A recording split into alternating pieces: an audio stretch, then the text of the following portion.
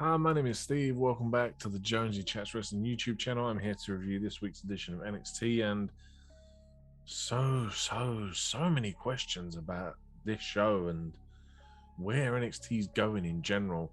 Let's jump straight into it. The show starts off with a 6-woman tag match. It's Toxic Attraction against Io Shirai, Gacy Catanzaro, and Kaden Carter. Again, those two need a new name.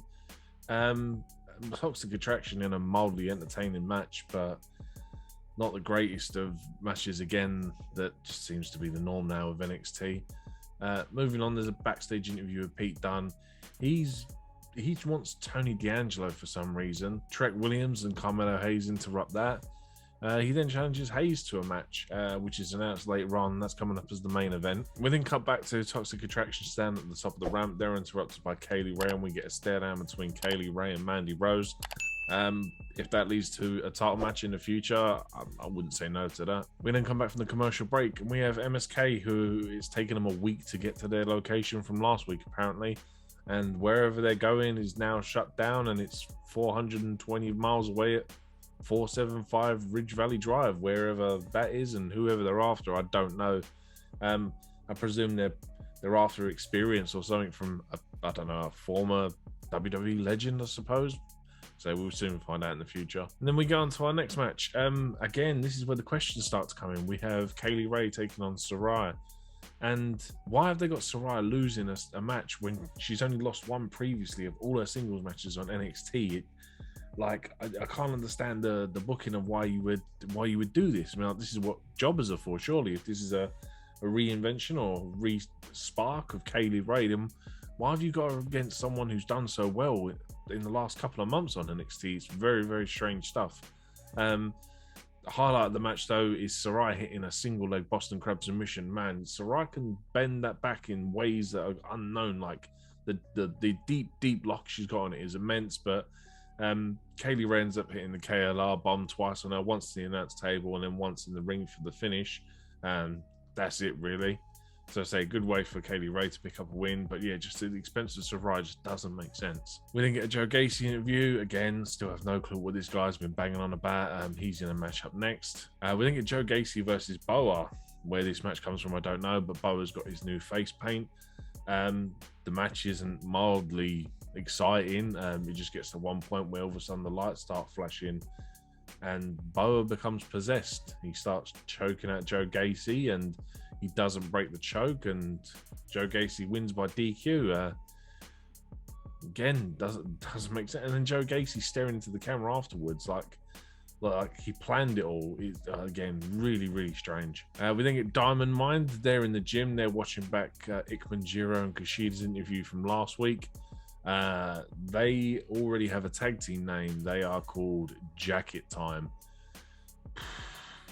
Malcolm Bivens spews on like he's been spewing on for however long now about Diamond Mine. They're going to be in a match next against Jacket Time against the Creed brothers. We then cut to an interview with Solo Sakura, and before he can say anything, he's interrupted by Ellie Knight and Grayson Waller. This leads to a triple threat match later on in the night, which I actually thought was quite interesting because it's not very often we get a random triple threat for the sake of having a triple threat match. But yeah, that was lined up. We then get Jacket Time, who have got a terrible entrance package. The music is dire. I just really feel that these two are going to end up like how Kai and Tai was in the late 90s, and they're just going to become the jobbers of NXT. Wade Barrett's commentary in this match is spot on. He basically talks like how any fan in the real world feels about how these two are made up into a tag team. It's really, really strange. But it's the same old with a Creed brothers match. They win thanks to interference from Roderick Strong. Odyssey Jones then comes out afterwards, and this sets up a match for next week. It's going to be Odyssey Jones and Jacket Time versus Diamond Mine. Next question: what's the booking between Odyssey Jones and Roderick Strong? Roderick Strong is an Asia Cruiserweight champion, and they've got him going up against Odyssey Jones. Like I said, surely this should be a squash match for Odyssey Jones. But yeah, I can't see the booking why you would do this with your Cruiserweight champion. It's very, very strange.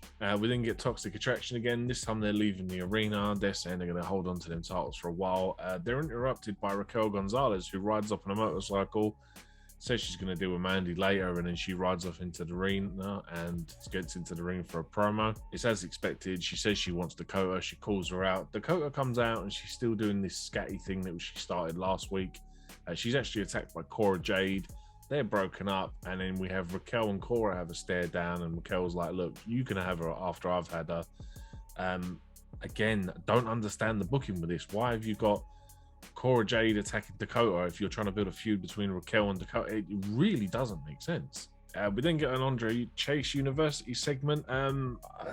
Another character I just really don't understand.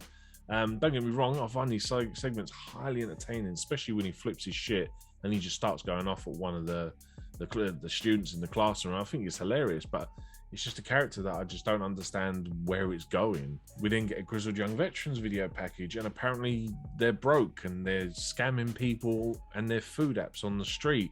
This is all to teach James Drake how to distract a referee, apparently. I'm sorry, this is not how I want Grizzled Young Veterans to be booked. The fact that they're apparently poor and that they're scamming people on the streets to order food? No. We then get Cameron Grimes versus developmental talent Ru Feng, whoever that is. Duke Hudson comes out. This is a squash match. Grimes wins with a cave-in. Duke has a mic. He's pissed because he lost poker last week to Grimes. Cameron Grimes is really good on the mic. I love everything about Grimes. I think he's one of the best developed characters in NXT. Duke then challenges him to a poker showdown next week. What, they're going to play poker in the middle of the ring? I don't know. Again, we'll find out next week. On to the next match, Solo Sikoa versus Ellie Knight versus Grayson Waller. Sikoa basically wins this. It's almost a squash match. It's a bit disappointing, really, because I thought with this being a triple threat, this might be a bit more entertaining than what it was. But on the plus side, Solo Sikoa is being pushed better, I feel, than what Bron Breakker is. He's getting wins. He's getting convincing wins, especially having him go over LA Knight and Grayson Waller. I think this is great booking for Sikoa. I actually look forward to him at some point being NXT champion in the future. We then get Indy Hartwell and Persia Pirotta being interviewed backstage. They're talking about how they only mildly or just about lost the NXT tag team women's match last week. They're interrupted by Tony D'Angelo. That's what his show is tonight. It's interruptions with interviews and just, I'll get up. But yeah, they're interrupted by Tony D'Angelo. He is apparently facing Dexter next week, which is, I don't get again which is going, because Pete Dunn said he wanted to face Tony D'Angelo. But yeah, he basically says that he's facing Dexter next week, and he gives India a fish, which, if you know anything about mafia films and stuff like that, is Dexter going to be sleeping with the fishes in the future? Like I said, he's become one of my favorite characters, Tony D'Angelo. He can't do no wrong. We then get a short part with Electro Lopez. She's on her way to the ring. She stares at the camera and says, Zion Quinn, I hope you're watching. Again, why is Electro Lopez now running Legado del Fantasma? I presume Santos is injured, but why they've already put her as if she's, do you know what I mean, the head of this faction, I think is really strange. We come back from the commercial break and we get that match. It's Electro Lopez versus Erica Yoon, another developmental talent. Again, another squash match. She hops on the mic and says that she wants Zion Quinn and she wants him to join Legado del Fantasma. He comes out and is offered that. He turns around and says, no, he can't be part of Legado del Fantasma because he doesn't like what they stand for. Raul and Joaquin, who are with her, take offense to it. Zion Quinn deals with them, throws them at the ring. There's like this really weird sexual tension moment where Electra goes to slap Zion. Zion grabs her arms, spins her around, and they're in this kind of embrace where they're looking at each other, and then Zion lets go of her, and then Raul and Joaquin get back in the ring and Electra stops them. Sort of a sexual tension story going on between sort of these two people. It's I don't know, we'll say. Again, we'll find out where it's going. And then a bit of a shocker, War Games is announced for December 5th. This is normally around Survivor Series War Games. Obviously, I think with the rebranding, this has been pushed back to December. Plus, with there being no WWE sort of Raw SmackDown pay-per-view, it makes sense for them to put this in December. It's going to be a bit strange to have a War Games match that doesn't have Undisputed Era in it. So, yeah, sad times, but hey, hopefully they can make something out of it and it will still be as good as what War Games have been in the past. We then get Kyle O'Reilly interviewed before the main event. He's asked about what does the future hold for him. He's basically saying he doesn't know whether to stay solo or to press ahead with this tag team venture with Von Wagner.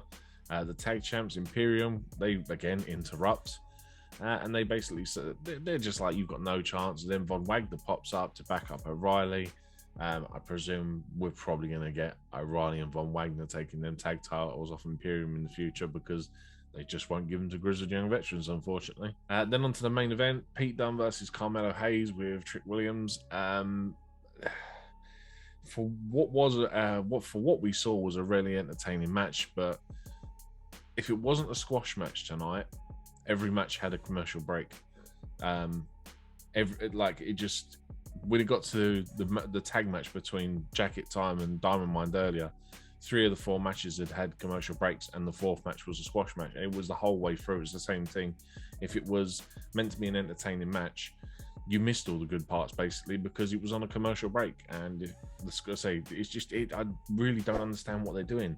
Why it's meant to be a wrestling show, and yet all the wrestling matches have got commercial breaks, so you miss most of the action. But for what we did see, it was really entertaining. At some point, randomly, for some reason, Dexter pops up and scares Trick Williams, who's on the outside. Dexter then, for some reason, is sitting on commentary. Getting towards the end, Trick is about to try and interfere. Dexter stops him. Then on the other side of the ring, we get a hand pop out. It grabs Carmelo. Carmelo is then obviously distracted. Pete Dunne hits the bit around and he picks up the pinfall, and that's when we find out that it's Johnny Gargano who stuck his hand out. Just all in all, just so many questions. Just like the interlocking stories just don't make sense. Like, you've got one person challenging someone else, but he's fighting someone else. You've got just characters that are not going anywhere, or characters that have just sort of already hit a point where you just don't know where they're looking to go forward with this. Yeah, just all in all, a very, very strange and multiple questions to answer about NXT. But anyway, thanks for watching the video. I hope you have a good show, good night, good day, good weekend, whenever you're watching it, and I'll catch you in the next one.